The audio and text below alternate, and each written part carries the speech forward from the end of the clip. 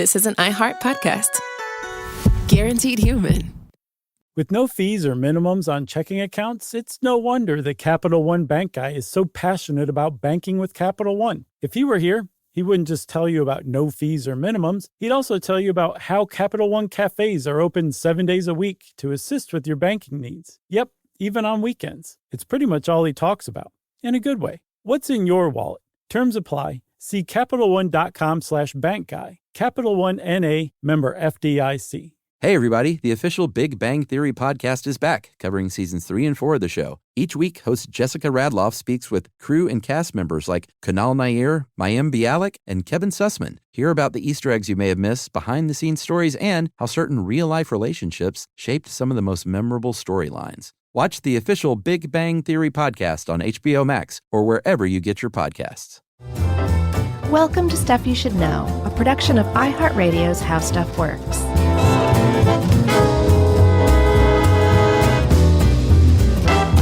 Hey, and welcome to the podcast. I'm Josh Clark, and there's Charles W. Chuck Bryan over there, and there's Jerry somewhere, and this is Stuff You Should Know, the Orange Incisors edition. Oh. Mm-hmm. I thought you were going to make a bad Naked Gun joke. No. No, it did run through my head over and over and over and over and over and over and over again, though. It's hard, though, when you're our age. Yeah. And you saw those movies. For sure. Yeah. Dumb joke, though. Yeah, well, I mean, it's a Naked Gun joke, for Pete's sake. Come on. So this kind of ties in, I think, a little bit with our porcupine episode in that beavers are, they're porcupine-esque in some ways. I think it ties in even more to our wetlands episode, which gave birth to the idea for this episode, Yeah, absolutely. I mean, I'm pretty excited about this one. I think beavers are about as great as it gets because they're so studious and they also bend the world to their will. They shape things the way that they want them. And I like that about them. Yeah, and I also love their familial aspects. Yeah. Which we'll get to all this stuff, but what we're talking about is the largest rodent in North America. Which really demeans them, I guess, but yes. Rodent's it's not a bad word. There's so many great rodents. Who? Beavers, porcupines. What else? Squirrels. I know you have a thing with squirrels, but. Well, I know I like squirrels now. Momo and I, and Yumi sometimes comes with us to chase squirrels across the street in the park. And feed them peanuts. Oh, well, we give them peanuts as like to kind of buy them off after Mo chases them up a tree. Oh, gotcha. But the squirrels across the way will actually come to you and eat peanuts out of your hand. So I'm kind of on squirrels now. Momo loves squirrels. Chipmunks, mice. Chipmunks too. Yeah, rodents are okay, Chuck. I think there are fewer terrible rodents, and the only ones I can think of that are terrible are those scary New York City sewer rats. Oh, yeah. Okay, so rodents are all right. Up with rodents, I guess, is the rodents. Way. Rabbits? And I don't think they're rodents. They are. You like a hamster? Sure, hamsters. I don't know if rabbits are rodents, are they? It makes sense that they would be, but... That's what rodent.com says. Okay. Well, who am I to disagree with that? But we're not talking about rabbits. We're not talking about sewer rats. We're talking about beavers. And again, beavers are amazing, amazing animals. And like you said, it's kind of related to porcupines in that there's what you could call old world and new world beavers, but there's really just two species. And one is found in North America and one is found in Eurasia. And it's easy peasy, no fuss, no muss. These are the beavers that are alive on the planet. Yeah, so we've got the American beaver. They weigh between 15 and 65 pounds, which is very large. If you've ever seen a large beaver in the wild, it's not scary because and we'll get to whether or not they're dangerous. They're really not. But it's such a large thing that you're like, wow, they're bigger than I thought. Usually has run through my head when I see a beaver. Yeah, I mean 65 pounds is about 30 kilograms. It's a big beaver. It is a big beaver. And I had to convert it to kilograms for at least our friends in Canada because beavers, their national emblem, they have beaver on their nickel, which is amazing. Like, that just makes me love Canada all the much more, So for that 60 pounds, you're going to be a couple of feet long, 23 to 40 inches long. That's without the tail. You don't count the tail when you're measuring a beaver. The tail, we'll talk a little bit more about it, but they're anywhere from 7 to 12 inches. If you're Eurasian, you're about the same size. You can be a little bit smaller. Oh, I thought bigger. Well, you can be a little smaller on the I think the range is bigger. Okay. So you can be down in the 20s poundage-wise, but up to the 70s poundage-wise. Mm-hmm. And you're probably a little bit longer, and your skull and your tail are going to be narrower, or your tail's narrower and your skull is smaller. So, yeah, but that tail is what everybody understands when they see a beaver. Just like with a porcupine and its quills, a beaver and its tail they're just synonymous. Everybody recognizes a beaver because of its tail. And also, the tails help make it cute. Even though if you zoomed in and took a really close look at the tail, you'd be like, gross. You think? Yeah, it's scaly. It's got sparse, coarse hair associated with it. It looks like a blackjack that some old-timey, like, roughs would beat you up with. And yet, it's one of the most amazing appendages any animal has. It's like a Swiss Army knife, but for tails. Yeah, they're very useful in a lot of ways. They obviously, if they're swimming, and beavers, by the way, can swim 5 to 7 miles an hour. They have little web feet. They can close their ear holes and their nose holes, and they can roll a film over their eyeballs. Yeah, nictitating membrane. Yeah, it's amazing. So if they're going to be swimming, then that tail is going to be acting as a rudder and as a propeller. Mm-hmm. It's also, if they're on land, it's going to act as a little kickstand at times. Yeah, when they stand up on their back legs, they use their tail to kind of lean against to help balance. It's a big one for sure.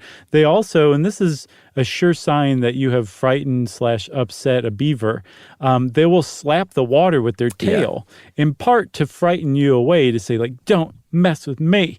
But also to warn other beavers because, like you were saying, they're familial. They are actually fairly social animals, and they live in family units. So they would want to warn, like, the wife and the kids back at the lodge. Yeah, and here's the thing. I spent a lot of time at a lake here in Georgia, and I have heard something which I thought was a beaver tail smash, but I'm not sure because I didn't see it. I have seen evidence of beavers eating tree stuff. Oh, yeah. And which we'll get to. And one day when I was in the lake, I saw a mammal's head coming toward me. And I don't know if it was we also have river otter, so I don't know if it was an otter or a beaver. Mm-hmm. But either way, it was a large head. And even though I know that they weren't going to come after me, when that thing pops under the water, you're just like, where's he going? What's he doing? Where is he? Is he coming at me or not? Were you swimming in the lake at the time? Yeah, I was swimming in the lake, and I saw this large mammal head, dunk under. I could feel you. And if it was, I'm not sure how long beavers can hold otters can hold their breaths, but beavers can hold their breath for about 15 minutes, which is pretty remarkable. I think it's remarkable too. I mean, it really just goes to show just how adapted they are for life in the water. And they are mammals, so they have lungs, so they need to breathe air outside of the water. But yeah, the fact that they can hold their breaths for 15 minutes, that they have nictitating membranes that cover their eyes like little goggles so they can see and work underwater. They spend a significant amount of their time underwater. In fact, they're most protected in water. That's where they can move the fastest. They can swim pretty fast, way faster than they can waddle on land. Sure. And a lot of their predators won't necessarily come into, especially deep water, after them. So when they're in the water, they're in their happy place mostly. Yeah, and imagine when they dive for 15 minutes and are swimming around. Mm-hmm. What do you think those fish think? Oh, here comes a beaver again. I mean, do they know, or are they just like, what in the world is that big hairy thing? I would guess that I would like to think they know. I like to think of communities of animals or ecosystems. They know each other? Yep. They know each other. They know each other's foibles. They've come to accept one another. They have their own things. But beaver foibles. They always kind of, they in the end, that when somebody, like a human comes in and tries to screw things up, they'll all band together and, raise money for the community center so that the developer can't buy it. So if you are a North American beaver, you can live pretty much anywhere in North America except for the desert because you want water around. You're probably going to be near a pond or a lake or a marsh or a swamp or a river. Your Eurasian beavers used to live all over Europe and Asia, but they were hunted, overhunted, because at one point in time, wearing beaver pelts and beaver hats was like really high fashion. So now they're only found in Germany, France, Poland, Scandinavia, southern Scandinavia, and central Russia. Yeah, and a lot of those are because they were reintroduced to the areas. Like I believe Germany had to have their population reintroduced because they were hunted to extinction. And how many beavers used to be here? Like 400 million? That's the estimate, is that in North America, prior to Columbian contact, that there were about 400 million beavers, and they were hunted down to near extinction, within the hundreds of thousands from what I saw, and were luckily held back from the brink.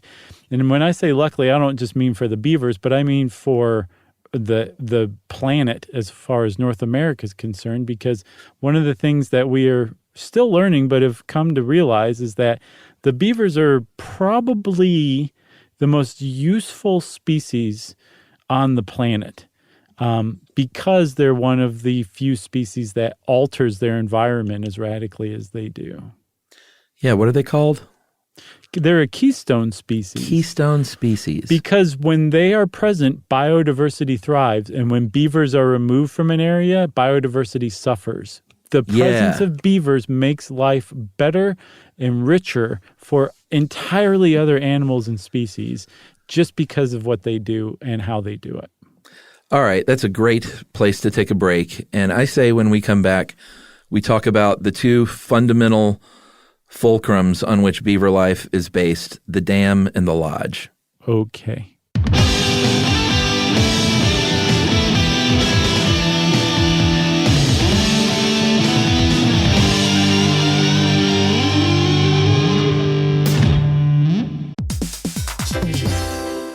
If you own a home, you already know stuff breaks. It's not if, it's when. And somehow it's always like the AC in July or the fridge right after you go to the grocery store. That's why you always hear people say they don't make appliances like they used to, because it's kind of true. That's right. Good thing there's American Home Shield. With an AHS home warranty, they can help fix major home systems and appliance breakdowns like your AC, plumbing, or fridge. And if they can't repair your covered item, they'll replace it, no matter how old it is. And that's huge, because fixing an AC can cost a lot. Like, hey kids, our vacation is canceled a lot. Plus, as a benefit to select plans, you can get real-time video help from live repair experts to troubleshoot home hassles at no extra cost. Listen, everybody, home ownership is already stressful enough. No need to upset your wallet. So check out American Home Shield now and get 20% off any plan at ahs.com/SYSK and see promo details.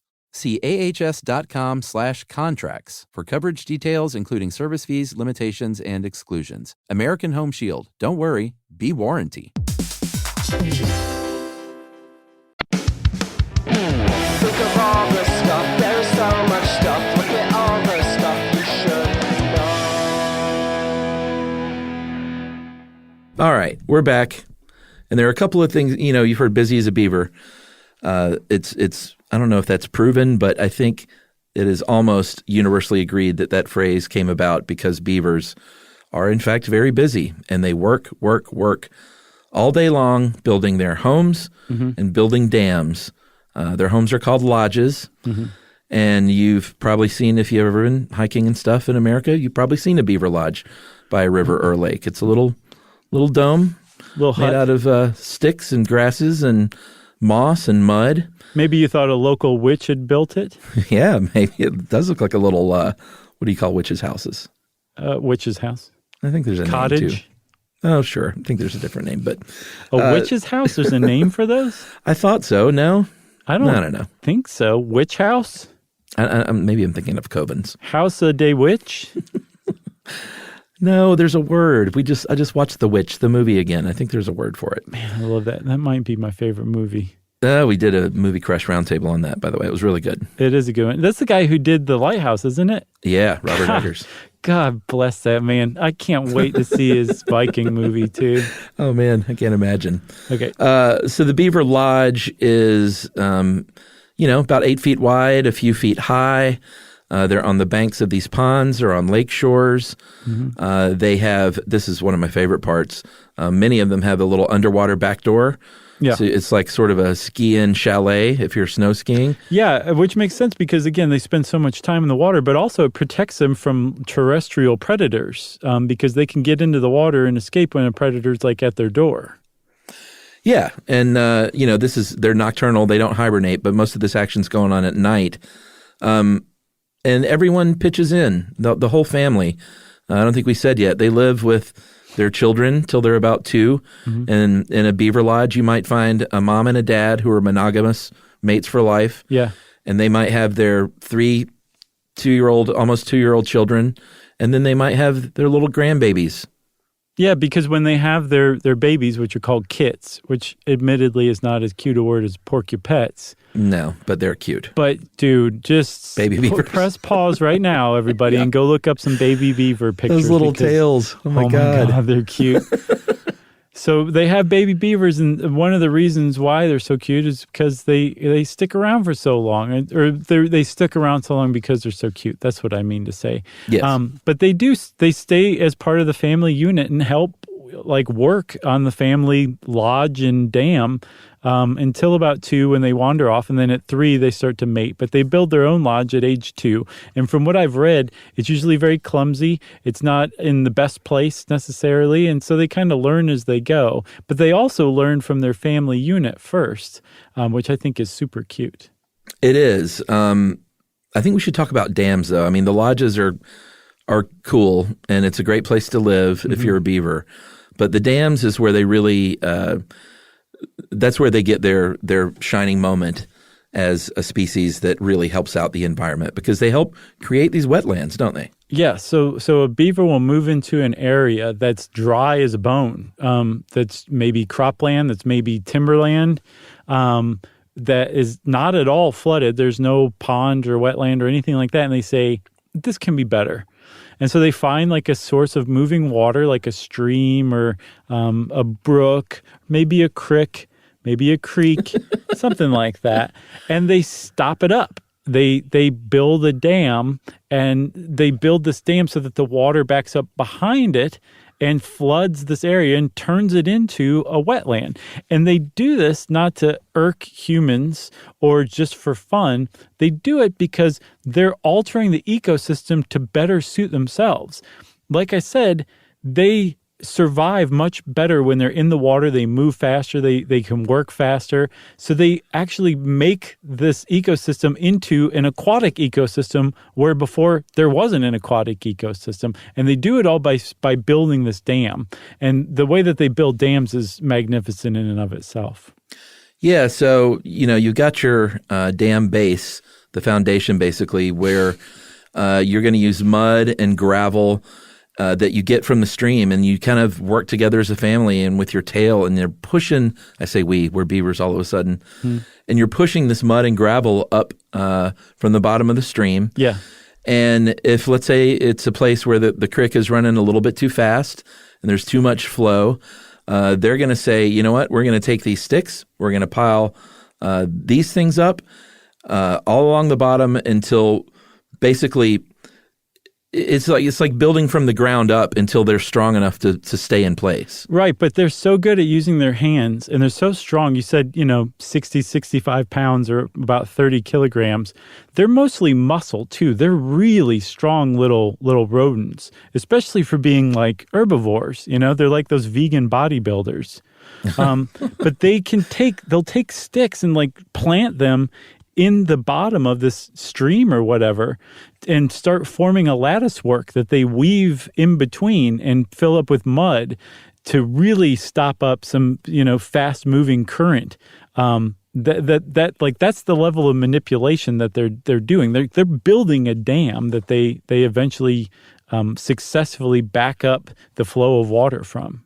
Yeah, which is I've tried to do that before, and it's hard to do. Yeah. My buddy Scotty and I, who, we went camping once in California, and it was when I was young and in the film industry, so there was a lot of time between jobs, and we just decided to stay and keep staying. And I think we ended up staying for like 11 or 12 days. Wow. And we wanted to build a waterfall next to our campsite so it sounded better. So we spent days and days with sticks and big rocks and trying to reroute and change the river. And it was some of the hardest work I've ever done. Imagine doing that at like 48 inches long and only 65 pounds. Yeah. So they're not only building this thing up, they got their little kits and their children helping, like bringing up sticks and mud saying, Pa, Ma, is this okay? And they say, yeah, add it to the pile. And then once they're done, they like there's a periodic inspections that go on. Yeah. Because they got to make sure that it stays strong because that current just keeps going and it's very easy to wiggle the right stick loose and all of a sudden it starts crumbling down.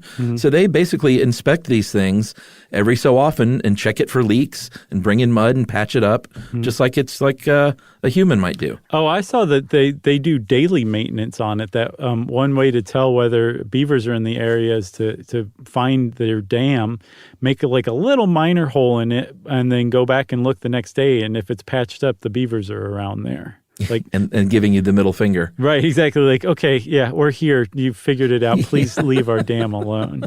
But yeah, these things are like watertight for the most part, or they allow very little water through, or I guess from what I can tell, as much water as the beaver wants through. Like they're very willfully, deliberately constructed structures that will turn a dry area into a wetland. And when that happens, one of the things that they use to build this stuff with are trees around the area. And they use their teeth, those really, really sharp, strong teeth that I said are like kind of orangish at the very beginning of the episode.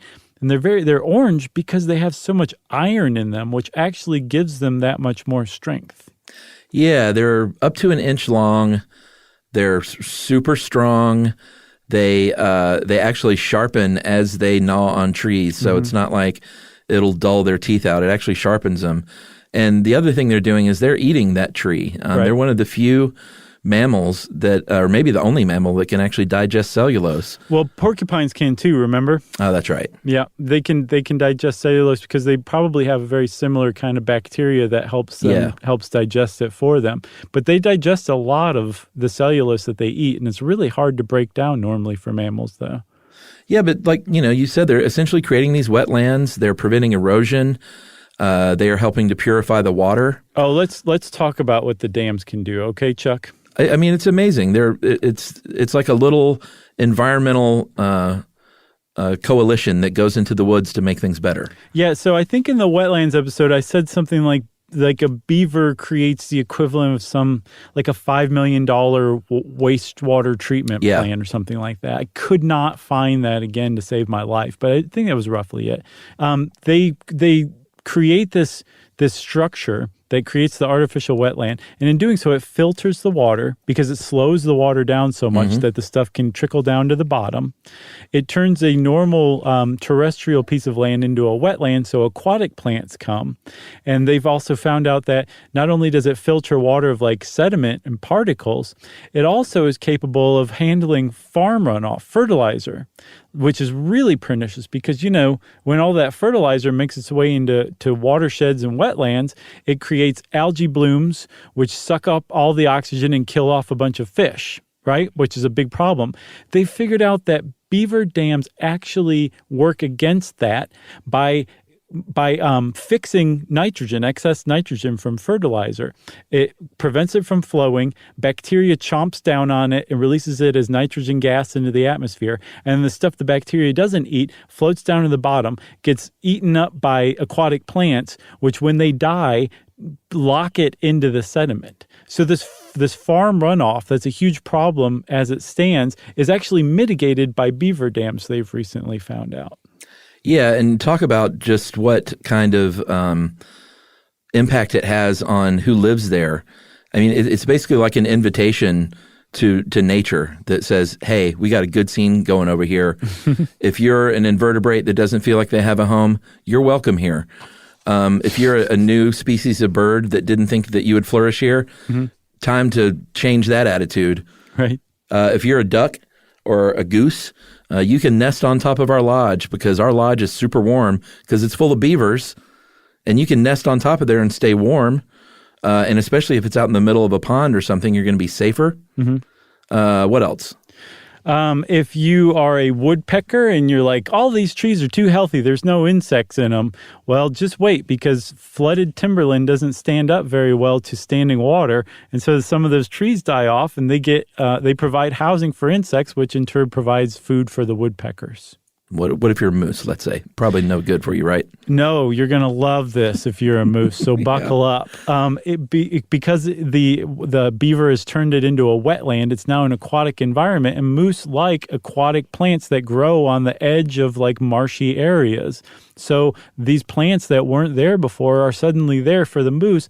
And it gets even better because when the beaver family finally moves away or they die off and the whole thing gets abandoned, eventually the dam's going to break without regular maintenance. And when it does, the place is going to go back to how it was before, but it's going to go back to better than it was before, because think about all that nitrogen that was fixed in the sediment, all the erosion that was prevented, and all of a sudden you have a lush, beautiful meadow that deer can come eat on. Yeah, it's pretty amazing. Like they help out all these animals and introduce all these new animals that can live together, and then once it's done, it becomes a flowery meadow for deer. They leave it better than it was when they first got there. Amazing. It is amazing. The problem is that humans frequently have much different plans for those same areas, and beavers run afoul of them. I say we take a break and we come back and talk about that after a break, like I just said. What do you think? Answer now. Yes. Okay.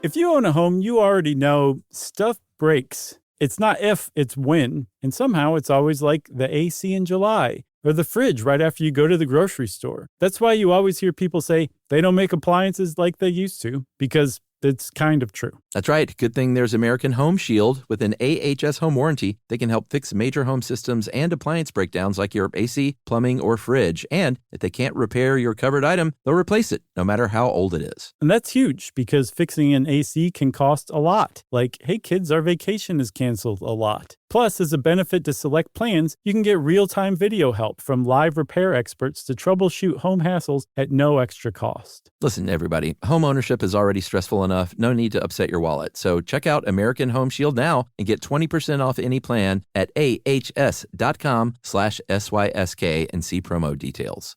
See ahs.com/contracts for coverage details, including service fees, limitations, and exclusions. American Home Shield. Don't worry, be warranty.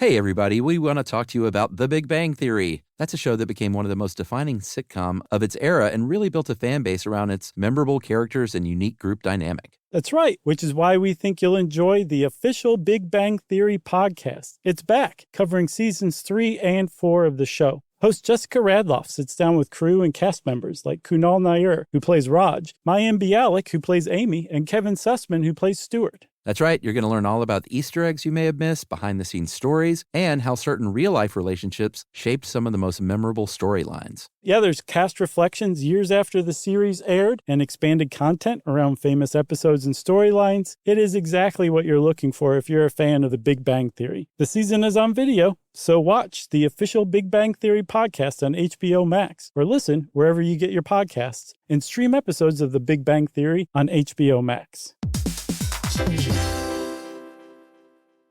The springtime thaw is finally here. Flowers are blooming, days are longer. We're saying yes to more plans and finally getting outside, running, walking, just moving again. It's the perfect time to upgrade your everyday go-tos with Bombas. Take Bombas sport socks. They're super comfortable and designed with sport-specific tech for running, cycling, yoga, hiking, you name it. I use them to run in, and I can tell you they work beautifully. So head over to bombas.com and use code SYSK for 20% off your first purchase. That's BOMBAS.com, code SYSK at checkout.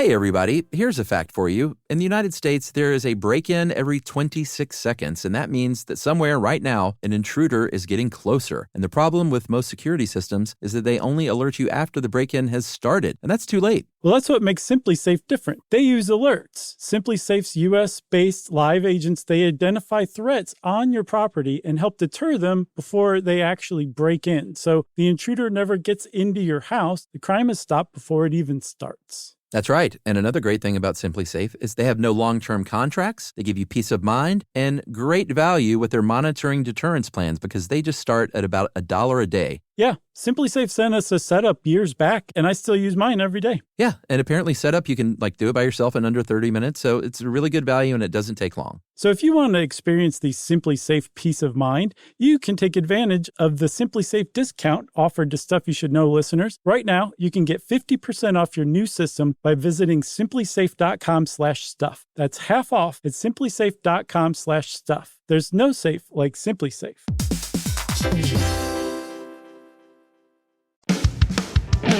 Think of all the stuff, there is so much stuff. Look at all the stuff you should know. All right, so we love Beaver. You love Beaver, everyone out there listening. There's a lot of people who don't love Beaver. Is it Beaver? It is now. Okay. And the reason why is because if you own a stand of timber, your plan is to eventually cut that timber down and sell it for wood planks or books, Stuff You Should Know, an incomplete compendium of mostly interesting things available everywhere you get books to pre-order now. Mm-hmm. There's things you can do with trees that you grow. And if beavers move into your area and they build a dam, those dams are effective. This isn't like a little puddle we're talking about. Mm-mm. They can create basically like lakes, ponds, like enormous wetlands. And when you have standing water over timberland, those trees they're not aquatic trees that you're growing there. So they actually die. Again, remember they die off and bugs move in and woodpeckers eat the bugs. Well, if you're trying to make money off of those trees, you don't really want the beavers to do that to your timberland. No. And I think how many tens of millions of dollars?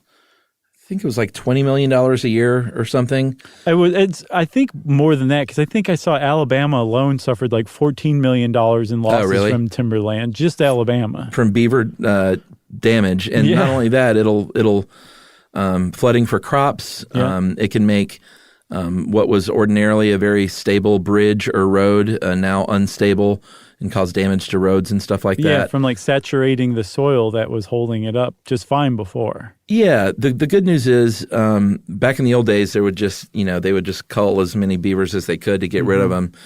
These days, and this is kind of a weird stat, but it says 75% of beaver-human conflict can be resolved without trapping or killing the beavers. So yeah, I take that as in they will somehow move them along in a way that's humane. Well, I don't know if that's even the case. I think that more often than not, the first question is the beaver really causing a problem?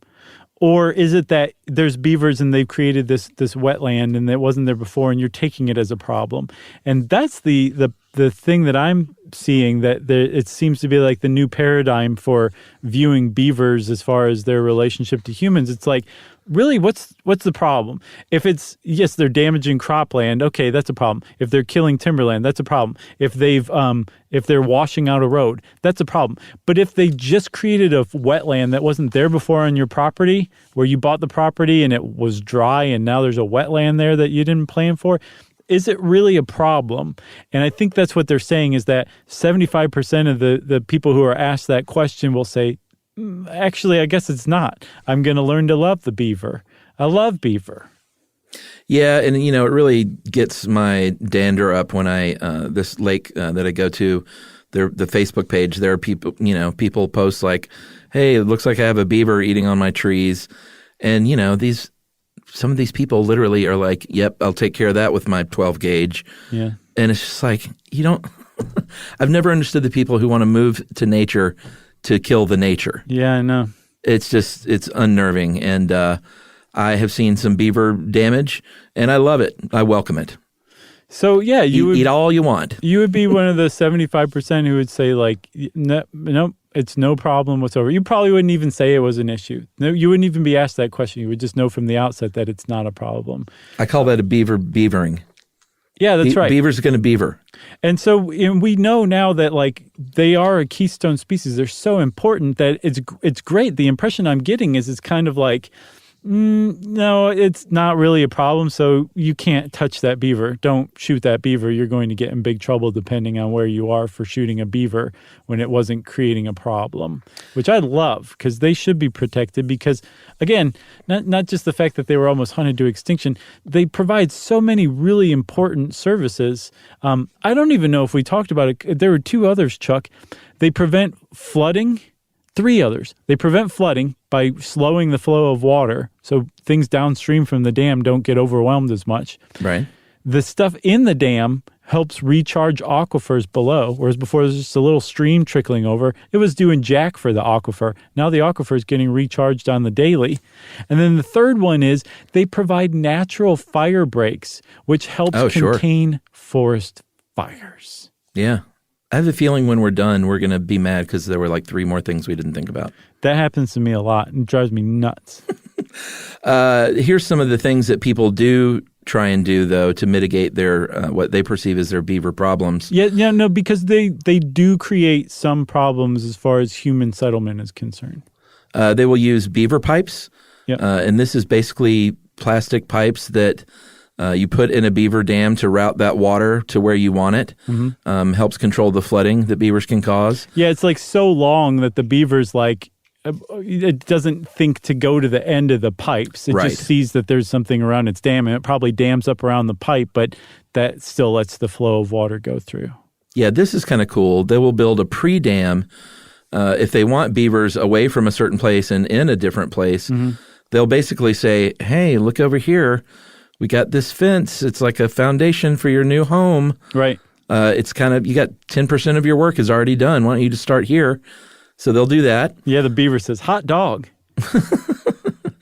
And then another thing is to design, there's 2 kinds of fences. There's the pre-dam fence that encourages them to come.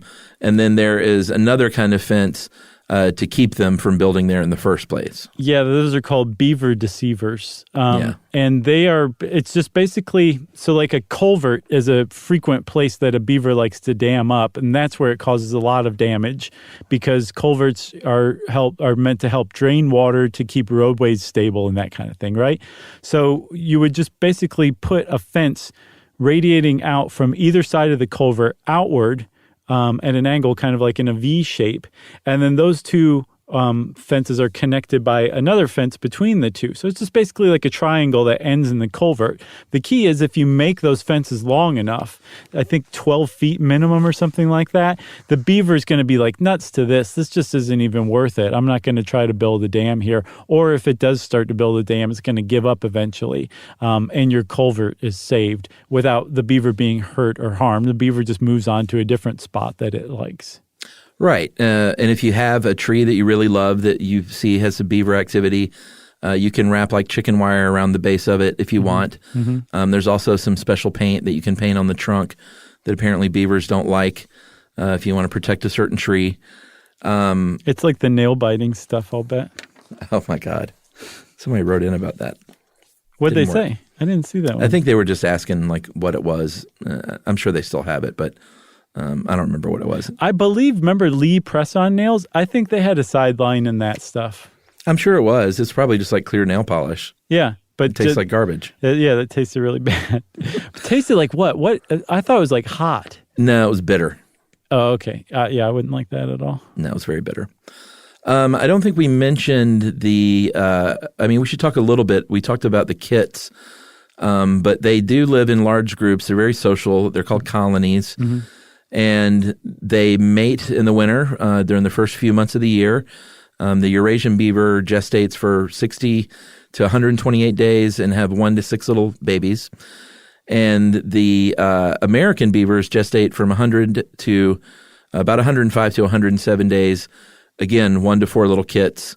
And they are weaned around 2 weeks of age, whereas the Eurasian beaver is weaned at about 6 weeks of age. Right. And so, Chuck, I saw that beavers tend to live, like you said, they were monogamous typically. I saw that they live about 10 to 15 years in the wild, which is so cute.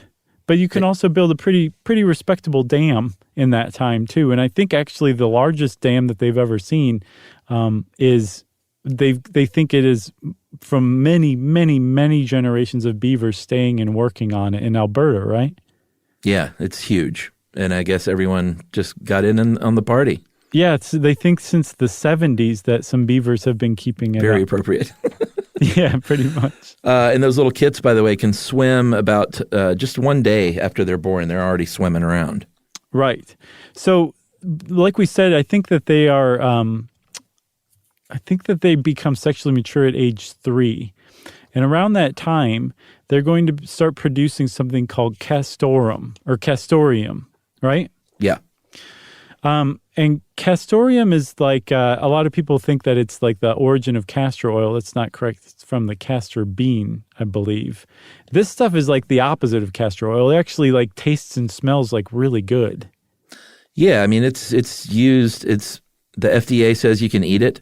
It's one of those grass, remember, generally recognized as safe ingredients. Mm-hmm. And the thing is, though, there's just not a lot of it. It's very tough to, and it's a lot of work to go out there and try and extract this flavor ingredient from the beaver tail. Right. I think it says about 292 pounds annually total. Right. So I imagine it's expensive. It is very expensive, and you can still find it in some places. I think I saw a whiskey that uses it. Ew. Chanel's perfume, what is it called? Coeur de Russie, I believe. It still uses it. Really? And it's a flavor ingredient, too, because it's, or like you were saying, it's generally recognized as safe, but it also adds like a vanilla raspberry flavor. That's what it tastes like to humans. And they think that there are some ice creams out there that still may use that, like old-timey ice creams that use beaver castoreum, like beaver scent. That's what it is. It's beaver musk. Yeah. It just so happens sounds so gross. that beaver musk tastes like raspberry vanilla to humans. Huh. Yeah. But they were hunted for a really long time, which kind of led to this one myth, didn't it? The testicle myth? Yeah. Yeah, up until about the 1100s, people thought beavers ate or bit off their own testicles. Mm-hmm. And apparently this has its origins in ancient Egypt. In medieval Europe, it continued where I think what they said was that beavers knew that hunters were coming after them because of that castoreum, which originated in their testicles. And none of this is true. I think their testicles, they don't even have hangers, right? No, they don't. They're located inside them, which automatically disqualifies it. But also, so the beavers were basically saying like, no, you can't have my castoreum. I can't have it anymore either. I would rather bite off my own testicles than let you have them. Yeah. I guess maybe as a survival mechanism, like they thought the hunters would leave them alone if they didn't have testicles. But maybe. No, that's not true at all. And then there's one other great fact, Chuck, that I think you got to take us out with. The Pope in the 16th century said, you know what? That tail is pretty scaly, and they sure are in the water a lot.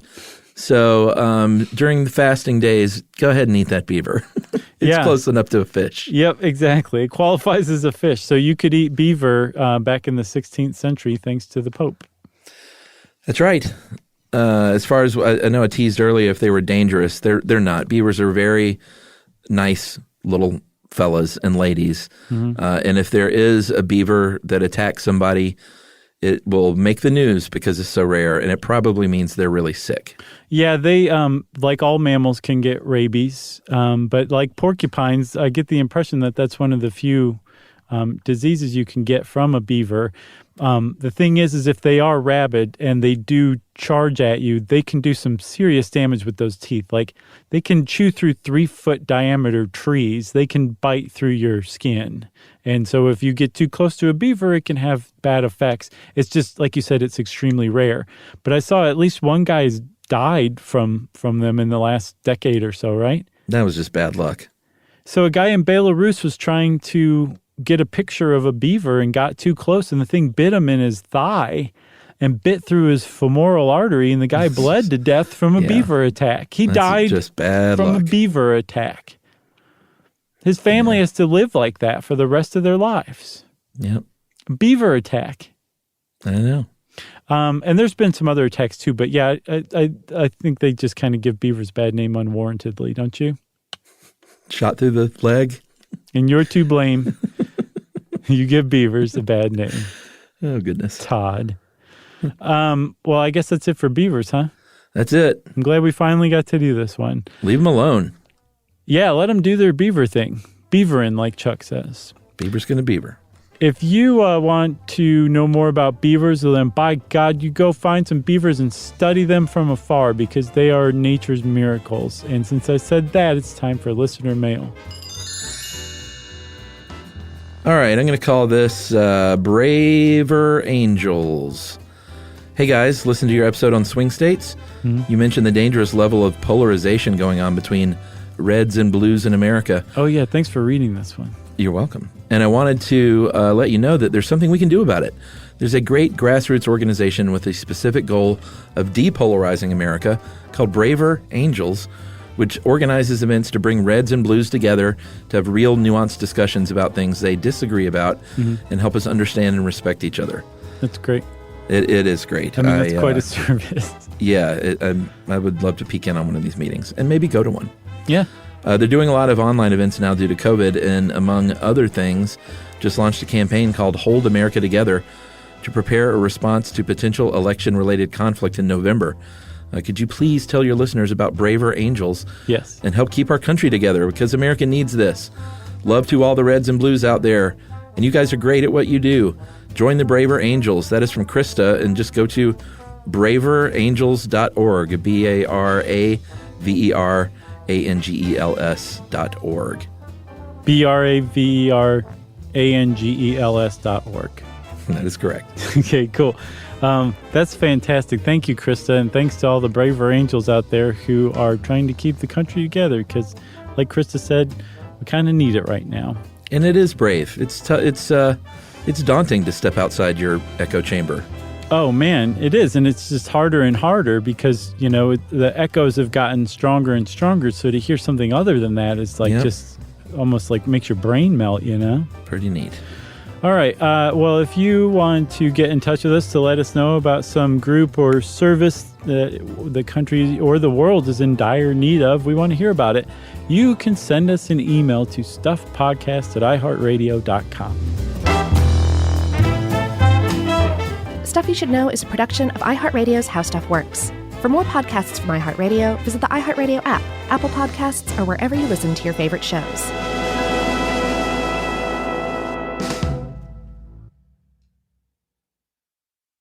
Everyone knows winter is the real mess maker. You don't need WeatherTech floor liners for summer unless you hit the beach and half the beach ends up back in your car, or the campsite dirt ends up in your trunk. Then you'd want a cargo liner, or a road trip goes sideways, lemonade spills, ketchup goes rogue, ice cream drips. Yeah, you'd be pretty happy about those WeatherTech seat protectors. So just to be clear, as the mud you're inevitably going to step in this summer, you don't need WeatherTech unless you plan on doing summer. Visit WeatherTech.com today. When it comes to small business, people want to talk to people, not bots, not voicemail. Your customers or clients want a real human connection. And that's exactly what they get with Ruby. Ruby is the virtual receptionist company that takes care of your callers when you're unavailable, in the middle of something, or just don't want to pick up. They can answer, screen, and transfer calls, as well as take messages, collect payments, book appointments, and more. All while saving you time and making the people you serve feel special. It's available 24/7, 365 days a year, and is 100% based in the U.S. See how it works at ruby.com, or better yet, give them a call at 844-900-RUBY. This is an iHeart podcast. Guaranteed human.